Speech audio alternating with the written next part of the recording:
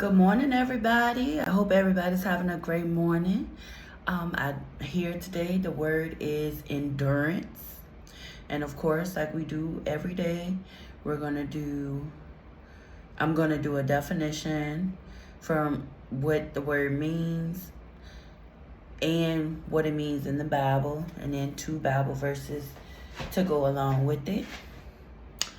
Endurance, the fact or power of enduring an unpleasant or difficult process or situation without giving way.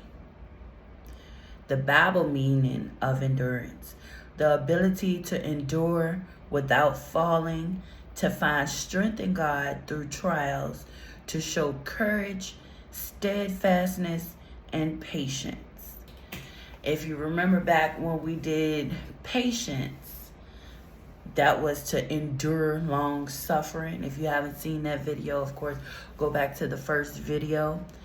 So, as I said yesterday, all of the words go together because we all know God is intentional and everything mends together perfectly like a puzzle, because He's the puzzle maker and He put the pieces into place at the right time. So if your puzzle isn't complete yet, which none of our puzzles will ever be complete until the day we die, just keep on living. All right. And the first Bible verse I have is James 1:12. Blessed is the one who perseveres under trial, because having stood the test, that person will receive the crown of life that the Lord has promised to those who love Him. Okay, so with that endurance, we all go through trials. Nobody is perfect. We all have our flaws. We all have the things that we go through personally. We have things that we go through with other people. Sometimes the test is in that to see how you handle it. Whatever type of situation you're in, everything is not for you to remain in. And when I say that, it's like, okay, so if you're being abused, of course God don't want you to be hurt. So of course that's not a situation that you have to stay in. But in a situation where you may not be getting your way, that doesn't mean that you just, because you're not getting your way, you just leave. In this fast, microwavable world that we live in now, everybody wants everything fast. It's in God's perfect timing. So sometimes He sees how you're going to handle what life gives you, to see how you're going to respond when He gives you the blessing, because He's not going to give it to you if you can't handle what you have. He's not going to give it to you, because once you get there, that's when your relationship is like this. When you get there, that's because you're at that level and that puzzle piece has been placed. And you're ready to move to the next level. He's not going to push you somewhere that you're not ready to handle or that you're going to leave. Now, sometimes you make choices to do certain things that necessarily was not what He originally intended for you to do, but you kept pushing it and you did it. So yes, you got to sit in it, because He chastises us and we have to learn from our mistakes so we won't do it again. And if you do it again, you're going to have to again try. He's going to tell you learn that lesson. You're going to keep going through it. So some things you have to know when it's time to let go. But those are choices that you made. That's not what he intended for you.